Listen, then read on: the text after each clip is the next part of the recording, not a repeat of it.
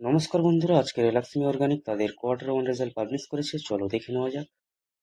প্রথমে আমরা ফিগারটা চেক করবো। এখানে সমস্ত ফিগার মিলিয়ন্সে আছে, এটাকে আমরা কোটিতে কনভার্ট করে বলবো। এরপরে আমরা সিকোয়েন্স চেক করবো। 30/6/2025, 30/6/2026, okay. Year on year 31/3/2026, 30/6/2026, okay. Quarter on quarter. চলো কোম্পানির টোটাল রেভিনিউটা দেখে নিই। আগের কোয়ার্টারে ছিল 735 কোটি, আগের বছরে ছিল 692 কোটি, এবং এই কোয়ার্টারে এসছে 968 কোটি।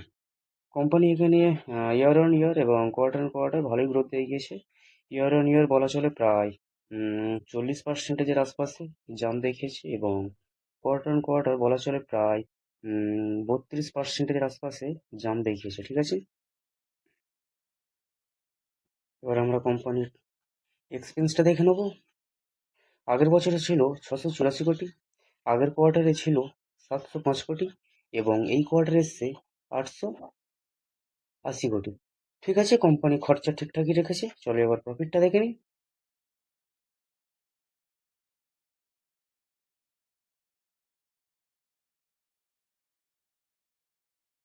আগের বছরে ছিল 21 কোটি, আগের কোয়ার্টারে ছিল 21 কোটি, এবং এই কোয়ার্টারে এসছে 67 কোটি। কোম্পানি প্রফিটের ক্ষেত্রে ইয়ার অন ইয়ার বলো এবং কোয়ার্টার অন কোয়ার্টার বলো প্রায় 3 গুণের মতন জাম্প দেখিয়েছে। এটা একটা খুব ভালো দিক। চলো এবার আমরা কোম্পানির ইপিএসটা চেক করবো।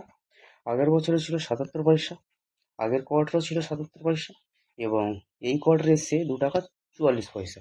ঠিক আছে, লাক্সমি অর্গানিক মোটামুটি খুব ভালোই রেজাল্ট নিয়ে এসছে। তবে দেখা যাক কালকের এই শেয়ারটির প্রতি মার্কেট কেমন রিয়াকশন দেখায়।